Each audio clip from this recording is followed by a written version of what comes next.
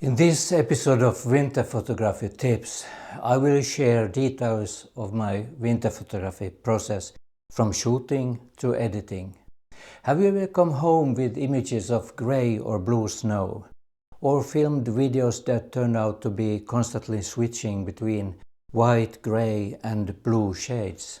I have made these mistakes, but now I will show you how I set up my camera to achieve better winter photos. We all start somewhere, and you can improve your winter photography skills with practice. It is all a part of the learning process, so don't be discouraged by initial setbacks. Later in this video I will show you how I edit my winter photos in Lightroom and Photoshop. If you make it to the end of the video, I give you information about my first giveaway gift. Patience is a must in outdoor photography, and one thing is for sure, getting a good photo often takes longer than you expect. This is especially true for photographers of wildlife and birds, so be prepared to wait for the best light. Remember, a world-class photo usually comes to those with patience, so arm yourself with patience and you will be ready for any photographic challenge. On my trip, I brought the following gear with me: the Fujifilm X Pro 3, known for its excellent performance in winter conditions, the Osmo Action 4, a versatile action camera that can withstand bad weather, if it's filming now, and the DJI Avatar 2 FPV drone, which provides unique perspectives from above. And well, yes, my cell phone, of course. The phone is a handy tool for quickly capturing images. I always set the white balance manually. By observing the image color on the screen, you can quickly learn which setting works best in the light where you are. I decided on the Kelvin value of the white balance only after arriving at my destination. But one thing I find difficult about shooting in the winter is the touchpads on my equipment. Cold fingers can make the device unresponsive to commands, which can be frustrating and sometimes time-consuming too. To avoid this problem, keeping your fingers and hands warm is essential. So what settings did I use on my winter photo trip? I used the best white balance for where I took the photos. This time my Fujifilm camera was set manually to 5400 Kelvin, ISO 250, and the shutter speed was automatic for the still image. Unfortunately, Fujifilm no longer updates this camera model. The feature I missed the most is 4K video at 60 frames per second. I am looking for a new camera brand that will be the flagship of my equipment and offer better video specs. The drone was set to 5400 Kelvin, 60 frames per second with a manual shutter speed of 1/120. The action camera had the same settings as the drone, but with a shutter speed of 1/80 of a second due to the low light inside the car. The mobile phone white balance was set to 5400 Kelvin by first clicking More, then Pro and WB, which stands for the white balance, with the same values as on the other devices. Now we move from this frame to the room where I edit my videos and photos. I edit my raw images in Adobe Lightroom, then transfer them to Photoshop to fine-tune them and remove the details that makes them unsettling in my opinion. First I adjust the exposure, then contrast and white balance to show the winter's natural beauty. Many of the services and softwares I use are also available in my native language, Swedish.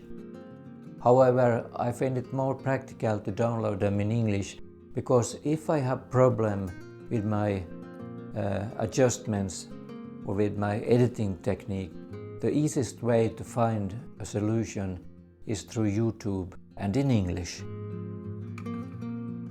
The image you see on your screen now was set to aperture priority with the camera's automatic white balance.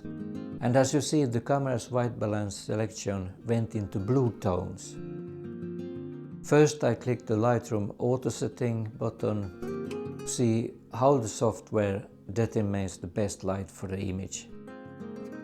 The fully automatic setting does not affect the white balance, so I will use the linear gradient tool to correct it for this photo.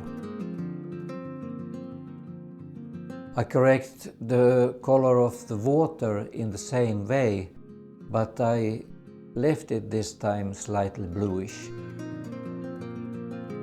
The colors of my Fujifilm camera are exaggerated and there are strong contrast in many scenes.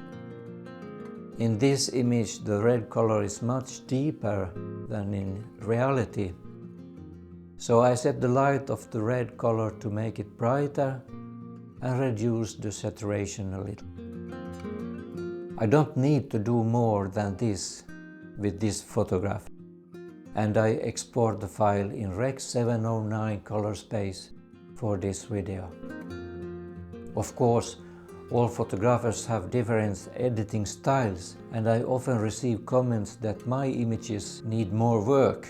Understandably, we have different opinions about right and wrong in image editing. In any case, I want to follow a photorealistic style and avoid manipulating the image. The photo should stay as I saw it at the moment. Please share your genuine thoughts and ideas about what you would have done to this picture in the comments below. The more details you can provide about your editing process, the better. Your input is significant and can contribute to our subscribers' learning experience. To summarize this video, using the camera's manual setting can yield better results when shooting winter images with snow and ice. The camera's fully automatic mode do not always match reality. Another detail no one discusses is that giving exact advice on what works best in winter photography is impossible. There are thousands of videos on this topic on YouTube.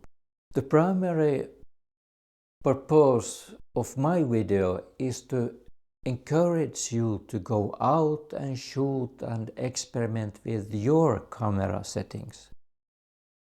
The light and weather may be different where you live, so my advice will probably need to be changed for where you are. You will learn what works best for you by taking many photos. So, good luck with your winter photography. If you have made it this far, thank you for watching. I received a congratulation response from Google for having my first 10 subscribers. Thank you very much for subscribing to my YouTube channel. If you are interested in what will be covered in my next video, you can find that information under the community heading on my channel homepage. And now for my first giveaway. I ordered YouTube caps from Holland, and the most expensive model I could find. And this feels very, very good to wear. Of everyone who leaves a comment in the comment field, I will raffle off one YouTube cap as a thank you for my first subscribers. So all you have to do is leave a comment on this video to have a chance to win the cap. Watching the whole video and you will know what kind of feedback I want from you. I will announce the name or nickname of the lucky winner in my next video. Stay safe and keep capturing those beautiful moments.